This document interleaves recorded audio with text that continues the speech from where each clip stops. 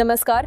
बुलढाणा जिल्ह्यातील लोणार येथून एक मोठी आणि राजकीय वातावरण ढवळून काढणारी बातमी समोर येत आहे. ओबीसी एल्गार मेळाव्यातून दिलेल्या तीव्र इशाऱ्यामुळे राज्यातील आरक्षणाचा मुद्दा पुन्हा एकदा केंद्रस्थानी आलाय.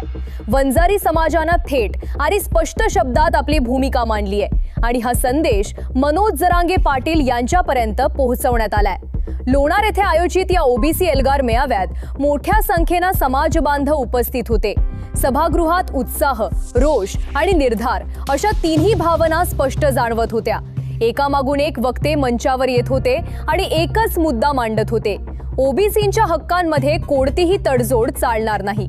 पुढे जाण्याआधी एक विनंती करेन, तुम्हाला आमचे व्हिडिओ आवडत असतील पण अजून तुम्ही चॅनलला सबस्क्राइब केला नसेल तर चॅनलला लगेच सबस्क्राइब करून घ्या. या मेळाव्यात काही पदाधिकाऱ्यांनी स्पष्ट शब्दात सांगितलं की ओबीसी कोट्यातून इतरांना आरक्षण देण्याची मागणी समाजाला मान्य नाही. अशा कोणत्याही प्रयत्नाला ठाम विरोध केला जाईल असा इशाराही देण्यात आला. मनोज जरांगे पाटील यांच्या आंदोलनाच्या पार्श्वभूमीवर ही भूमिका अधिक ठळकपणे मांडण्यात आली. काही वक्त्यांनी थेट नाव घेत सांगितलं की ओबीसी समाजाच्या हक्कांवर गदा येऊ दिली जाणार नाही. आमच्या हक्कांवर कुणी डोळा ठेवू नये असा स्पष्ट संदेश देण्यात आला.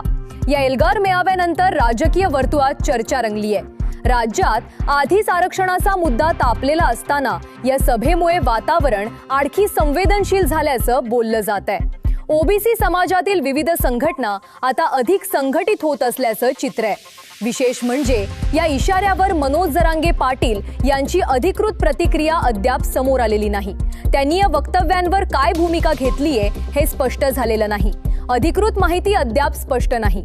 राज्य सरकारकडूनही या विशिष्ट मेळाव्याबाबत कोणतंही अधिकृत निवेदन आलेलं नाही. प्रशासनानं परिस्थितीवर लक्ष ठेवल्याचं सांगितलं जात असलं तरी अधिकृत माहितीची प्रतीक्षा आहे. सध्या महाराष्ट्रात आरक्षणाचा प्रश्न अत्यंत नाजूक टप्प्यावर आहे. एका बाजूला मराठा आरक्षणासाठी आंदोलन सुरू आहे तर दुसऱ्या बाजूला ओबीसी समाज आपले आरक्षणाचे अधिकार कायम ठेवण्यासाठी सज्ज असल्याचं दिसत आहे. त्यामुळे येत्या काही दिवसात या विषयावर मोठ्या घडामोडी घडण्याची शक्यता नाकारता येत नाही. लोणारमधील हा एल्गार मेळावा केवळ एक सभा नव्हती तर तो एक ठाम भूमिका जाहीर करण्याचा प्रयत्न होता असं राजकीय जाणकारांचं मत आहे. आता पुढे संवादाचा मार्ग निवडला जाणार का की संघर्ष अधिक तीव्र होणार हे पाहणं महत्त्वाचं ठरणार आहे. अशाच ताज्या, विश्वासार्ह आणि थेट बातम्यांसाठी आमच्या चॅनलला सबस्क्राइब करायला विसरू नका. धन्यवाद.